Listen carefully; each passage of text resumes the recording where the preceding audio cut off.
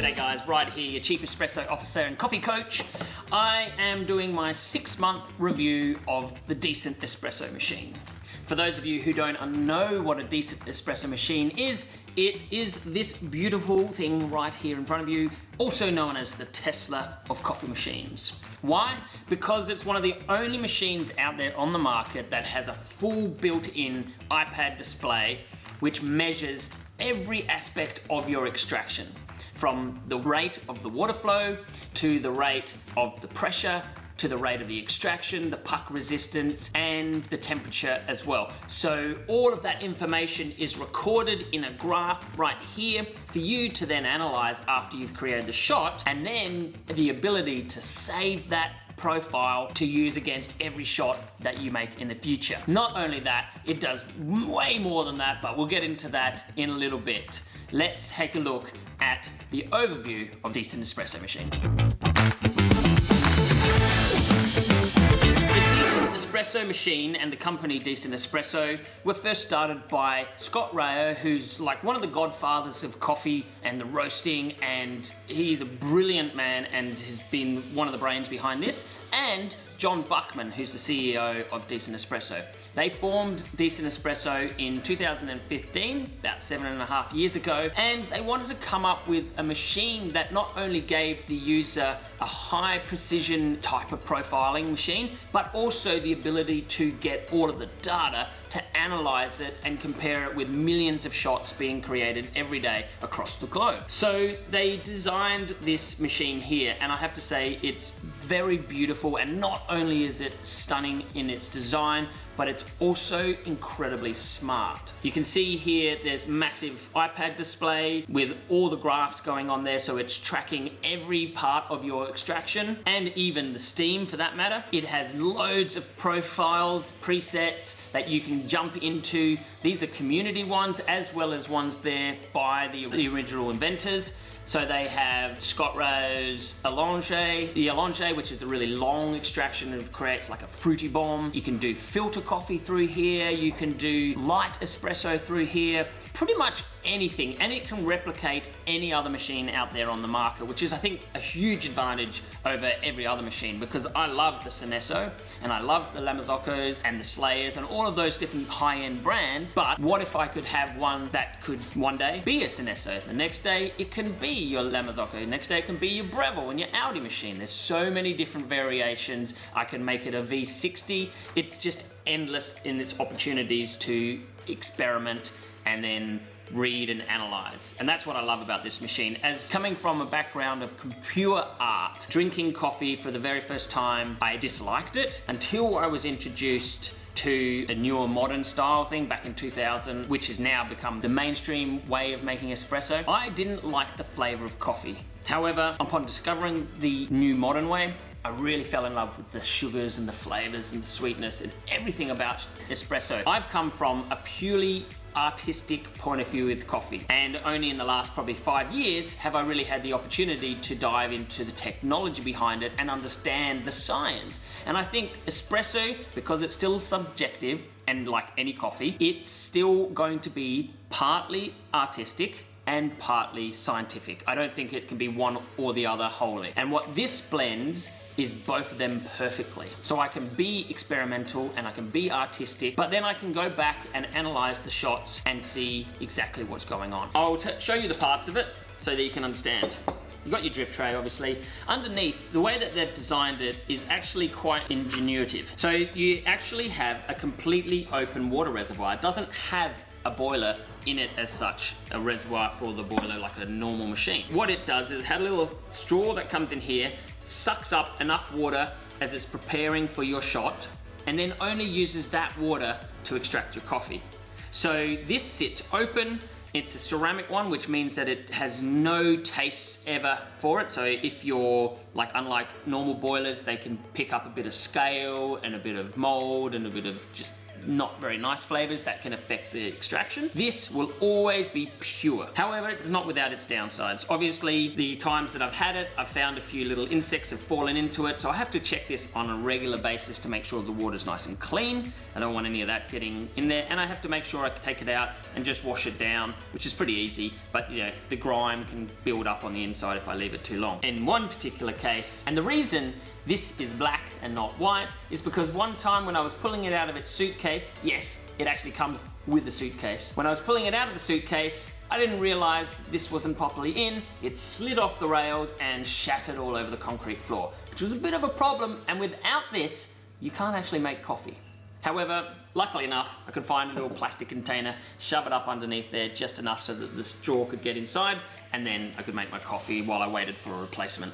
So I bought this machine back in January 2022, and it's now July, so I've had it for 6 months, and I've been using it on a daily basis, not just here in the cafe, but also at home, making lots of different recipes on it. I've tried multiple different profiles that it's preset, and I'm going to take you through a bit of an overview of what the machine is. So as you can see, it's a single group machine with a single boiler, and obviously it has your nice little steam wand. It has this massive iPad or tablet display up here, and I can tap it there to turn it on. It goes into this sleep state, and now it's just warming up.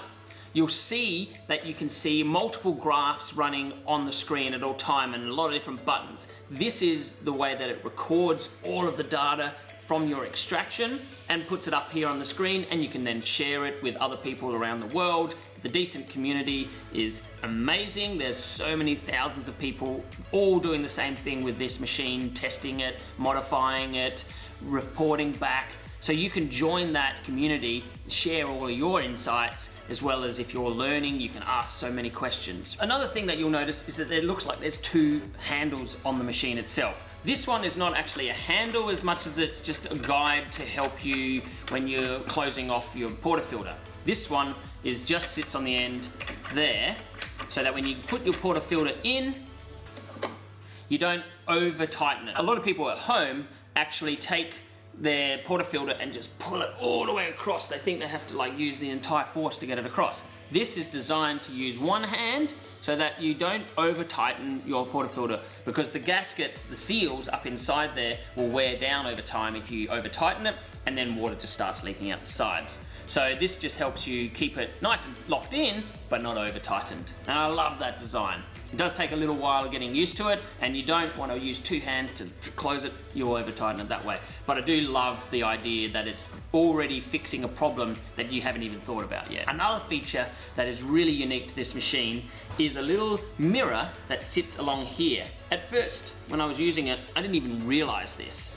I was just looking, I always get down and watch the shot from underneath. The beautiful naked portafilter shows you just some of the most gorgeous coloring and striations. The mirror just helps you look at the shot and watch it in its beauty while standing up. And that is such a clever little thing that, yes, it does get a bit dirty every now and then, you have to polish it, but a brilliant idea that they popped in there again, thinking about a problem and solving it before you've even had a chance to experience it. There's 3 different types of models that come in both white and black. The DE1 Pro, the DE-XL, which is this one, and the DE-XXL, which is more for commercial use. It just means it's got a bit more guts to it. It can pump out more coffees in a shorter amount of time without running out of steam or without taking too long. You would probably want to put 3 of these into your coffee shop if you were ever to run this, and that would be a really interesting model, because you could essentially have 3 completely different machines running side by side, making one for black coffees, making one for milks, and then making like experimental coffees. So there's so many different ways you can run with these. I actually would love to see a cafe put 3 of these in and really utilize the full power of this machine. On top, you've got all your buttons. This is what you need. They're all touch pads, and this is what you need to extract your coffee, steam your milk, run your water, and purge. So the 4 different symbols there correlate to those 4 types of uses. And the one in the middle is just an off button. You'll also notice that around the sides are a ring of LED lights. And these are really important too. When you're warming up in the morning, when you touch it, the red light shows you how hot it's getting. So the top temperature is here at 96 degrees, is right around. The blue light, when it starts flashing, means it's run out of water. And then, what is super cool is when you're extracting your shots, all of the correlating graphs, so you've got a blue line there for your flow, you've got a green line there for your pressure, and you've got a red line for your temperature, they start to light up based on what level of flow and pressure you have. So you get this little beautiful disco happening all the time, every time you're making your coffee. But of course, you should be focused on the extraction and not looking at the lights, getting distracted by the lights. It is packed with so many features.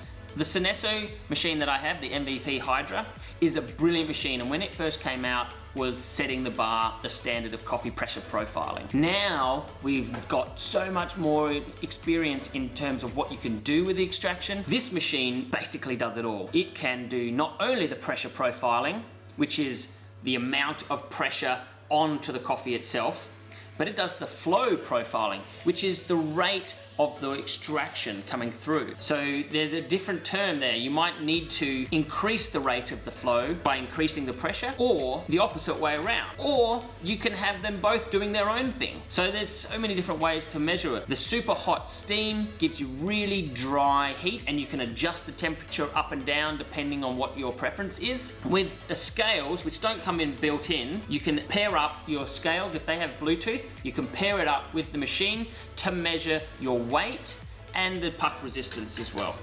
So interesting to note, if you don't have a set of scales, because they don't come with any, you can buy their own version, I think, but if you don't have any, you need to make sure that you don't set the weight and forget it, because the scales are directly related to the machine, and if you don't have the scales turned on, or you're not using scales, and you've set the machine to dose out 43 grams, it's just gonna run and run and run and run forever. So you do need to watch it and be aware that if you don't have scales, you really need to watch it. But I think most people who are spending this amount of money on this machine will understand that you probably should invest a little bit of money into scales as well. One last thing is the price. So they are not cheap machines. These are around about, starting at about 5,000 Australian dollars. They can go up to about 8,000 with the full DX XL, to about 8,000, plus you have to have import fees and shipping fees on top of that. So it is going to cost you a fair penny, but what you get, I think, after using it for the last 6 months, is probably one of the best machines I've ever played around on. But that's not to say it doesn't have its own faults. And when I say faults, I'm being really nitpicky here, because it is just a beautiful machine that I'll be using for pretty much the rest of my life if it stays alive. I don't see the need to go to a new machine now, because from my perspective, it creates a beautiful coffee, which is the number one reason you want a coffee machine, but it gives you the analytics to be able to keep refining machines, experiment, and everything like that. From my perspective, I wouldn't buy any other machine now. What are the things that I love about using this machine if you're a home user? Why would you want to have this machine? And who is this for? I think this coffee machine should not be for newbies. I think this learning curve is so steep. Even with my 20 years experience, I still had massive struggles in the very early days of getting my head around what the hell the graph was doing, what it meant, why some coffees just didn't work, and why some did. Because the machine is so smart, it's making calculations that I didn't normally get from the other machines, and then I have to figure out why it's doing that and how to correct it. My wife, Jen Jevons, she is a fantastic singer, songwriter, brilliant, owns a growth agency, brilliant graphic designer, horrible at making coffee. Sorry, I love you, honey, but you're not there. Anyway, she doesn't want to. That's fair enough. You don't have to love coffee to enjoy good coffee. You don't have to understand how to make good coffee to enjoy it. So I created a profile for her. Now she just comes along, finds her profile, presses the button, and she's good to go. She knows that that is exactly the way that she likes it, but I had to program it. And I think that's where people who are new to coffee can really come unstuck, because there's just so much going on. There's so many graphs, so many lines, it all happens very quickly, and there's really nothing to do afterwards to look back and go, well, I don't know why it went like that, but it went like that, and that's horrible. If you're coming from some background of barista or experience, or you've had machines at home for ages and you're leveling up, you're still gonna have a steep learning curve, but that's where this coffee machine really sits well, because you can get it to replicate your old machine or any other machine, And if you're into data and if you're into analyzing your coffees, then you can take your coffee experience to the whole new level with this machine. I think the most powerful thing about this machine is the community. So every day I get updates on people's posts in the community,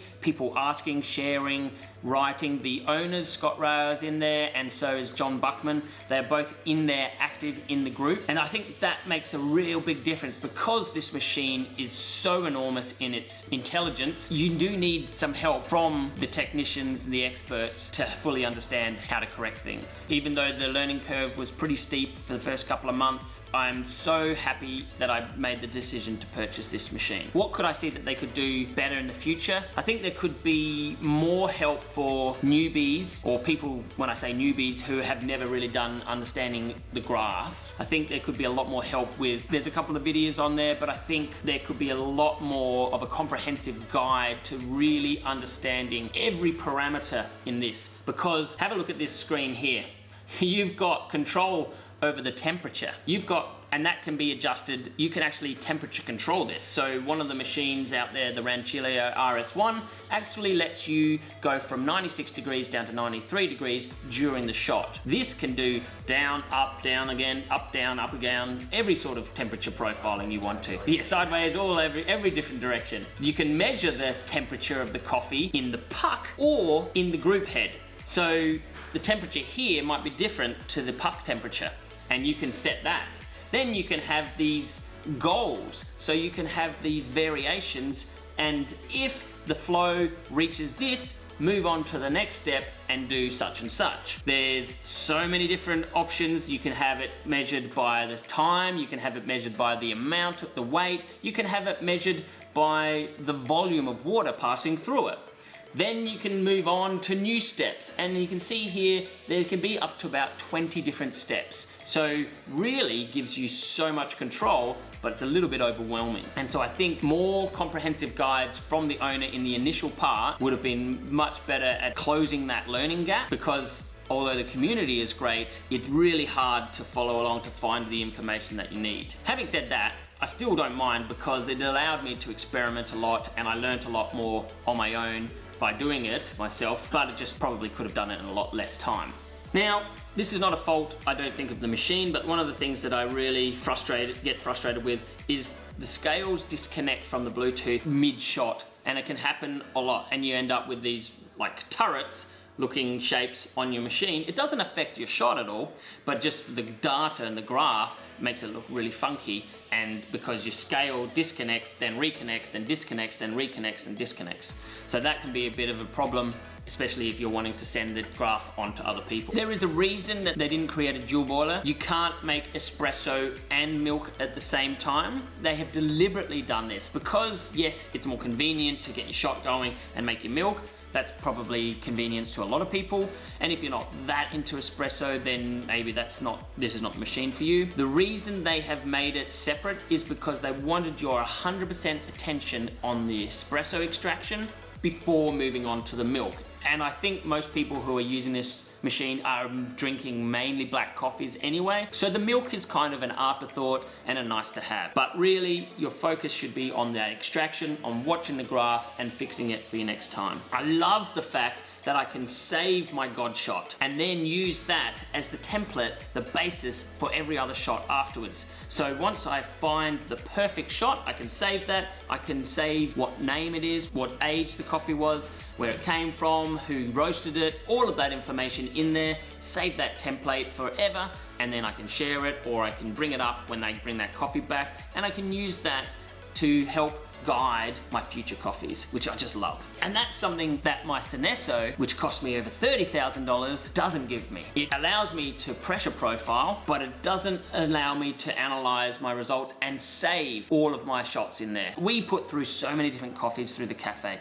Every day it's a different coffee, we have to dial it in. We can never go back to an old profile and go, right, we want that information, put it back on the machine, now tweak it, and we got our daily shot. You can't do that on the Cinesso, but you you can, do that on the Decent. One other thing I love about the Decent is it's so portable. In fact, as I mentioned before, it comes with its own suitcase. It packs down into a nice little suitcase that you can take anywhere around the world. So if you're really wanting to go overseas or go down, maybe we take it down to the Melbourne Expo, Coffee Expo in 2 months time, but you can.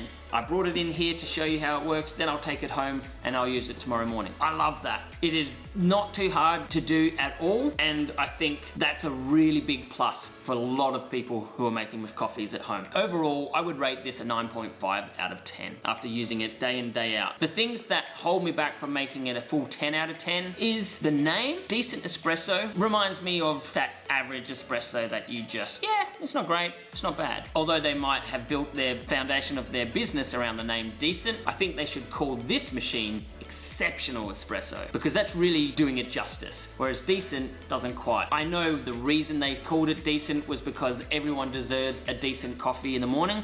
However, I really feel like everyone deserves an exceptional coffee in the morning, and why this machine does that, why don't they call it something closer to that? The sound can be a problem. People have mentioned that the sound is annoying because it is kind of like a vibraphone, which so it goes. I don't find it as annoying as some of the other machines that I've ever used that have just that same vibraphone in there. I feel like this machine makes the tick tick tick tick sound, but it's a bit more musical and it's not as aggressive as your sound that normally you get out of those little home appliances. You can plumb it in, so you can have it plumbed in at home, or you can use the water reservoir. Now, the other couple of reasons why I just hold and reserve that 0.5 of a star is because there's a few just niggly little things which they could easily clean up in the future.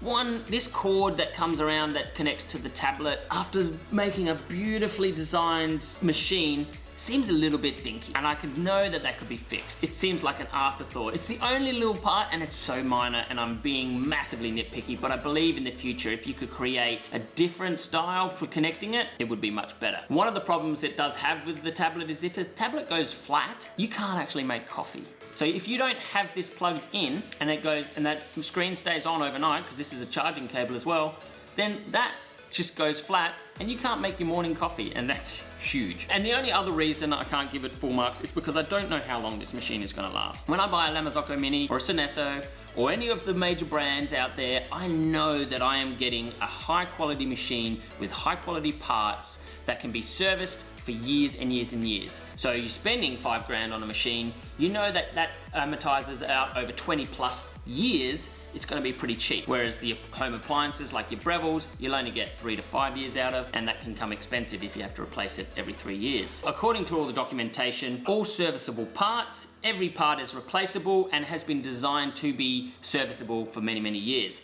The company's only been around 7 years, so they haven't stood the time like Lamazocco have, but I believe they know what they're doing, so I trust that I can fix this machine and keep it for 20 years or move it on and still retain a lot of its value. So let's make a couple of shots on it and show you what we can do, and I hope you enjoyed this review. So if you liked it, give us a thumbs up, leave a comment in the section below, and we will always reply to that. I'm Ride, your coffee coach.